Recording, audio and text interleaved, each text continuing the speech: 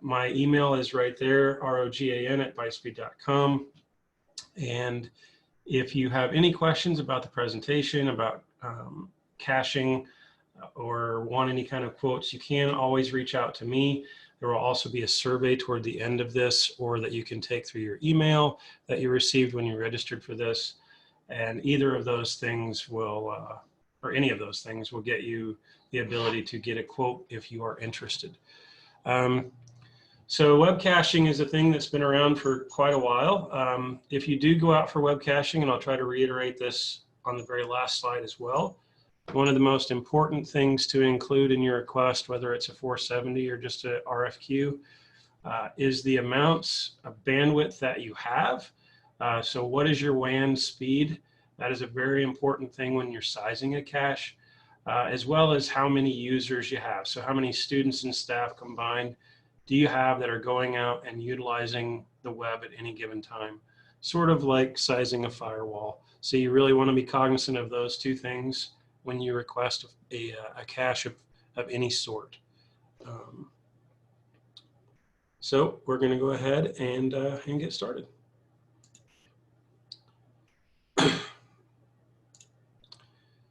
So, you know, we have several things that we're going to address in this webinar.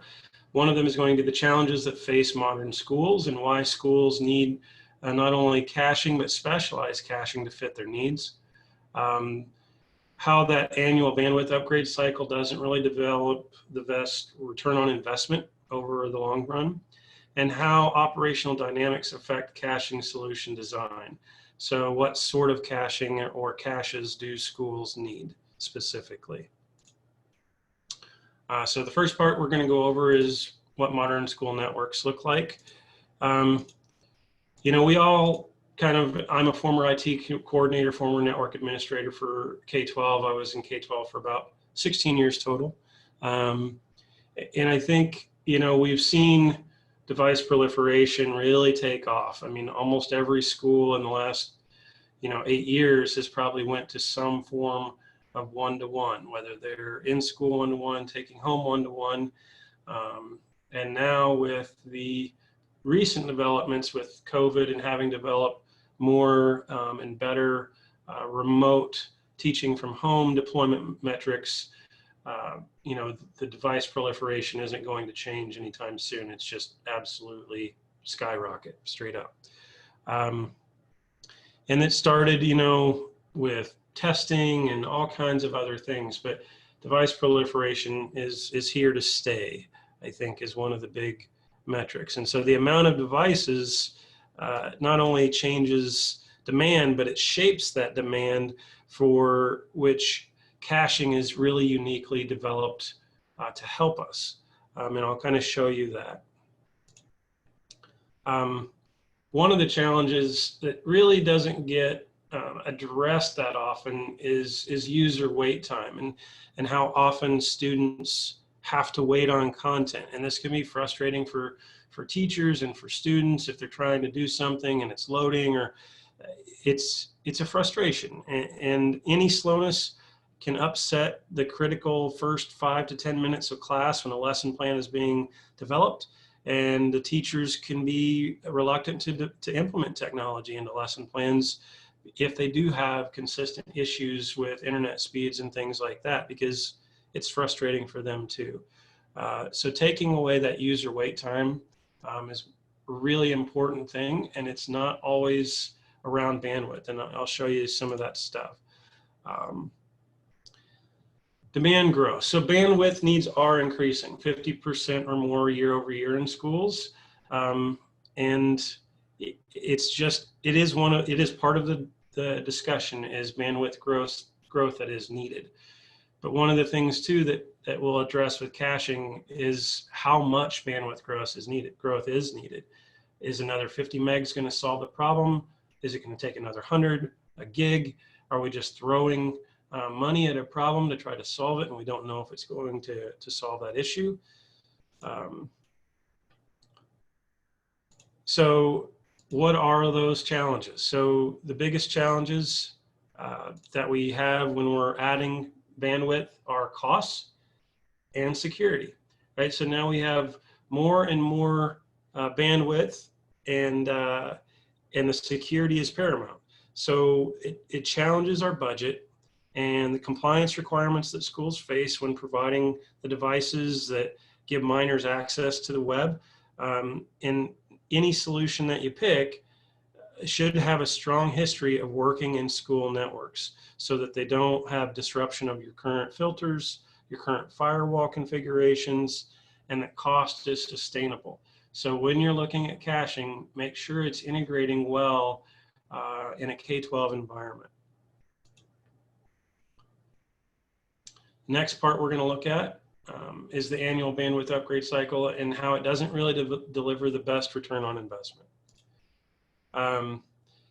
So this is a data set that shows from a caching solution deployed in an ISP network that, workplace and community traffic. So demand picks up around 9 o'clock in the morning when people get up and go to work, and it stays that way until it gradually starts to decline toward the end of the day as people start to go to bed, and finally the kids go off to bed about 1 in the morning.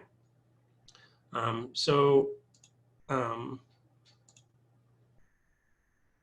in a school day, it's very much the same way. So that kind of time frame optimizes. So we have times where we're using bandwidth and we have times where we're not using bandwidth.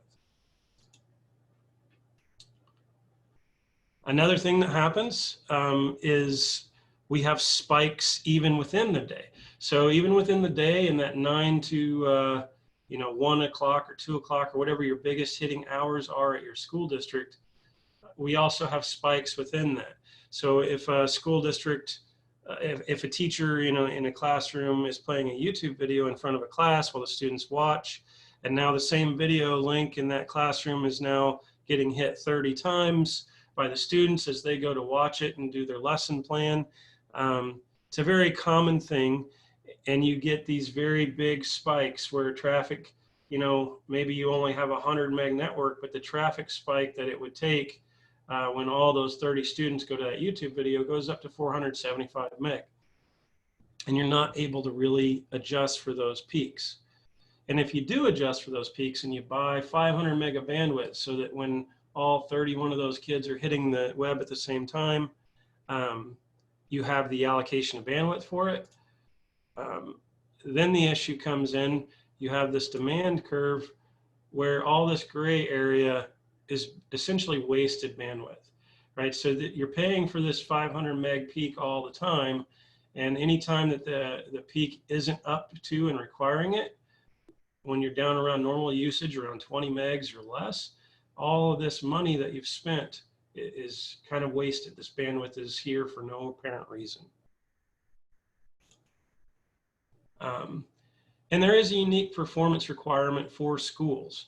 Schools have very specified needs. These are two different, a 50,000 student district on the left in Southern California, and on the right is only an 800 school district in South Carolina, all the way across the country. But you can see both rely on similar content. Apple and Apple updates, Microsoft updates, Google, Adobe, YouTube, and then we're getting into some modern content here because we can see esports stuff like Steam and Epic Games. So all these things are cacheable, and the amount of cacheable things that those particular websites or content providers have is this represented in this amount cached. So you can see basically 89% of the Windows updates are being cached. 91% of Google Chrome updates are cached on the cache box. So you need a cache that is uniquely designed to be able to cache K-12 content. So this is traffic in a single day. If we zoom all the way into one day for the picture of the type of capability that schools have, it becomes really clear that enterprise offices may have their entire fleet working on a handful of key applications all day, every day. but K-12 is really different. Every teacher can operate independently, you know, and at times they can kind of take off and maybe not do exactly what was planned out for that week because of timing. And K-12 networks see tens of thousands of unique domains, and they really need a cache that's configured and updated to respond to all those to get the benefits of caching. So this is a 2,500 student school. It shows how much the cache hit ratio is on the throughput for one network. And what we see is that if you allow bandwidth capacity to grow out of control, money gets wasted in several ways. It's not just, you know, you go and you buy another 2 gig pipe instead of 1 gig pipe, or a 10 gig pipe instead of a 2. It's not just the cost of the WAN connection. You know, you have the cost, unless you're talking about just the single mode fiber part, you're having to upgrade cabling everywhere. You're having to upgrade switches. You're having to upgrade SFP modules in those switches. You're having to upgrade firewalls. And even if you use a virtual firewall, you're having to upgrade the licensing costs on those firewalls to increase the bandwidth. So it does kind of go on, and the bandwidth upgrade cycle to just throw bandwidth and throw money at the problem is a very expensive and not very efficient way to do it. So that's something to keep in mind too, is it's not just the bandwidth for a cost and an upgrades. Even if you're getting almost free upgrade or cheap upgrade for the amount of bandwidth that you're getting, there's still a lot of equipment, SFP modules, cabling, and licensing to consider with that upgrade that is probably not free. The second part, after the not great return of investment, is the acceleration that we get from requests served at land speed. So having a cache really helps you. This is LKSD. This is one of our clients that we had in Alaska. The amount of speed that you get from the accelerated bandwidth of having the cache on your network. So if you have a device on your network and you're accessing a website in California, it doesn't really matter that if you have a 2 gig connection to the internet. That website is all the way in California, and if you're in South Carolina, every request is having to travel all the way across the country and download it. The other piece that you have no control over is what is the internet connection of that web host in California, because they might have gotten really popular really fast and they don't have the bandwidth to control it. So caching data on your local network and then serving that data up at your LAN speeds gives you absolute control over how that data is served to your students. And it really allows you to increase the speed that content is served in your classrooms. So this shows you the byte hit rate per application. So like Starfall has a 90% byte hit rate, which is really good. That means a lot of that is being cached. 50 meg transfer rate is pretty amazing. So yeah, you can see all these things and the amount of acceleration that they have, and their byte hit rates are very good. So educational content is served very well by educational caches. And the one that, you know, we really try not to talk specifically about any vendors, would be vendor agnostic. And the idea here is to get into any cache. The cache that these are all from is called CacheBox. It is the one that we use internally at ByteSpeed and that we resell. So any cache will be good, but all these slides are from CacheBox, and they are a K-12 focused cache.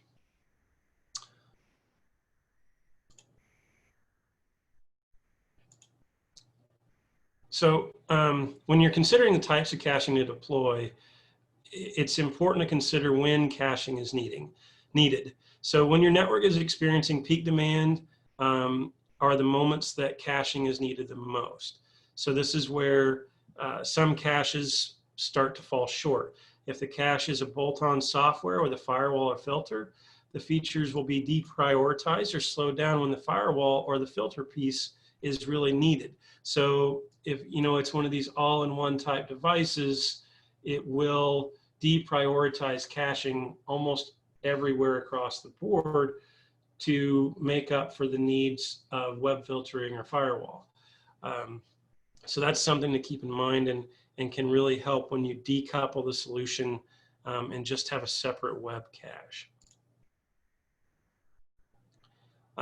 There is also the ability to preload on Mini, including CacheBox. So what that would mean is if I know I'm going to have 90 students at my high school go through a lesson plan, 4 YouTube videos, and whatever else, I can actually pre-cache that content so that when they come in, and it'll get pre-cached at midnight or 1 o'clock in the morning when nobody's there. And then when they come in, even the first person that logs in and caches it doesn't even have to download it from the web. It's already preloaded on my cache. And USB upload for large data deltas. So make sure there's a capability on if you have a really remote connection, you could put a cache at that remote connection, and maybe they only have a 20 meg pipe to your headquarters. You could actually take like a really big update and take it over to that remote location and upload via USB that data so that it doesn't have to go over a 20 meg connection.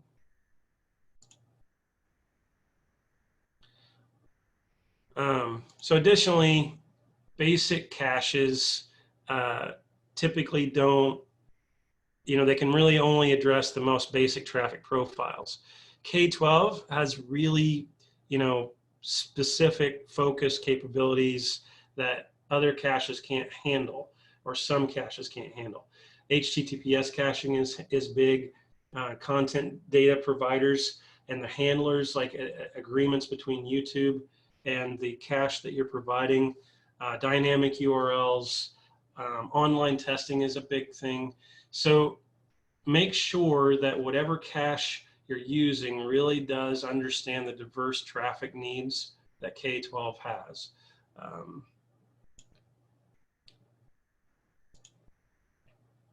So where do schools need caching? Do you always need to put the cache at your head end? Not always. If you have a 1 gig connection and every school is on, maybe a single mode fiber 1 gig link, then your head end office is a great place to put in a solution like CacheBox, because then all your schools are served at that full 1 gig speed throughout the day without taking up and saturating your WAN network of 1 gig. So that's a perfect solution.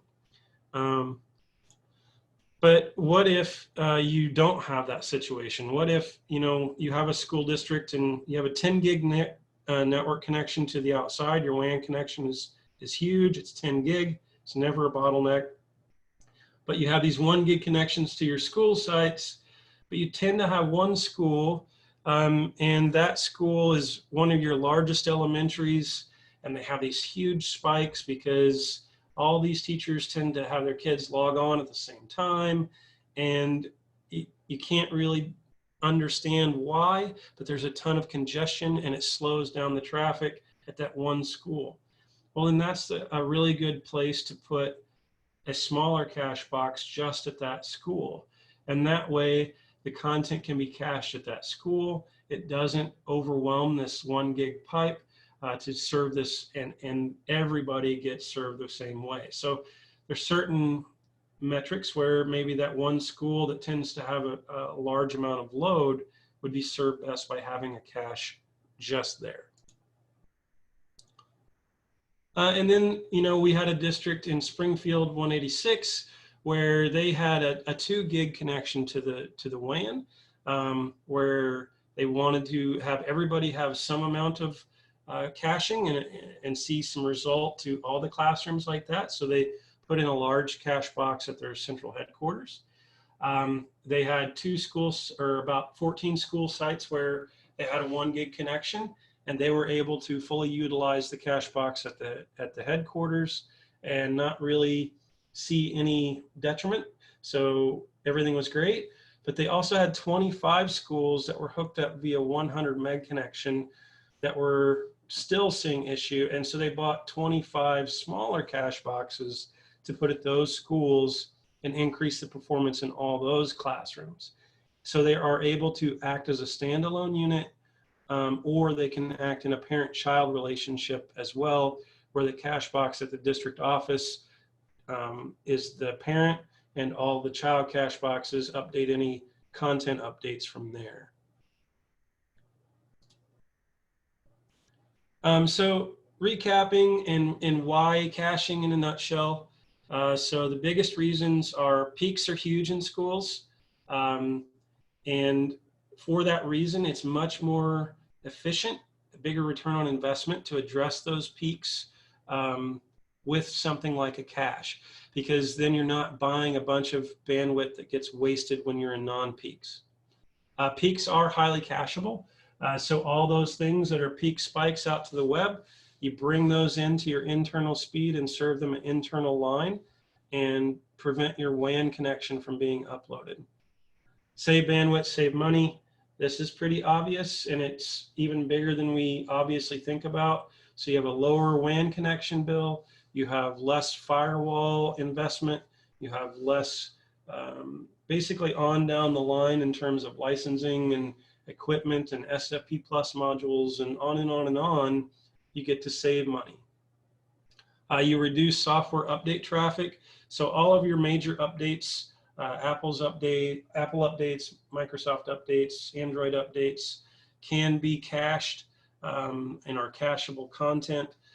So you don't just waste WAN traffic on 150 people updating the same 100 meg file that could have been cached one time and updated internally. Clear software updates quickly from the network, so it just takes care of it more quickly because you are serving it at line speed. And so what you should really look for in caching, your school requirements for caching are, value. How is this providing value and return on investment? The speed that it's increasing to the classroom. And I think that's really a big thing. You can have 4 gig connection, but do you really know what your speed increase to the classroom is? Do you have teachers that aren't doing things because it's slow? So you could have problems that you don't know about if you're just looking at the amount of bandwidth your WAN connection is. Make sure you know how it's performing to the classroom, and caching can really help deliver higher speed to the classroom. Caching really needs to develop and help with the peak issue. It can save you bandwidth. It should be easy to use, and it should be specifically developed for educational content. So those are the biggest things. To reiterate again, if you are going out for RFQ, if you are going out for E-rate or anything like that, make sure that you are telling the person that you're requesting the quote from the amount of WAN connection that you have and the amount of users that you have that are using that every day. So that's your students and your staff combined. Those would be the biggest gives that everybody is going to need to know. I think in the old days, we used to really think about, oh, I need 4 terabytes of cache, or it isn't as much about that anymore as it is about just making sure you understand what your network looks like, and that gives us a better idea of how to size your cache. Also, one of the things that it really addresses too, with regard to caching, is you don't have to go out and you're able to see what amount of data you're caching. So if you do need to upgrade to a 100 meg connection or buy 100 meg, the caching will show you. There's reports in the cache that show you how much your peaks are, how much is being served from cache. So even if you do need to increase the amount of bandwidth that you have after you put in the cache, you will have a much better understanding of how much you need to increase, as opposed to just throwing bandwidth at a problem and hoping that it solves it, hoping that it's enough. So there is reporting metrics built into this as well that give you a better sense of what your network looks like and what it might need to look like to run more efficiently. So that brings us to a close. This is my last slide. I will leave it open for a couple of minutes here for any questions that you would have. And then if you don't have any questions, I will stop the stream, and thank you all for coming. We really appreciate you guys, and any other, one thing you could include too, if you do your review, is include any kind of sessions that you would like to see in addition to this. And I know it's kind of coming to the end of June here, and we're probably all going to take some summertime off, us included. But if you want us to come back in the fall, and any kind of topics that you would really like us to address, we can certainly address those topics as well.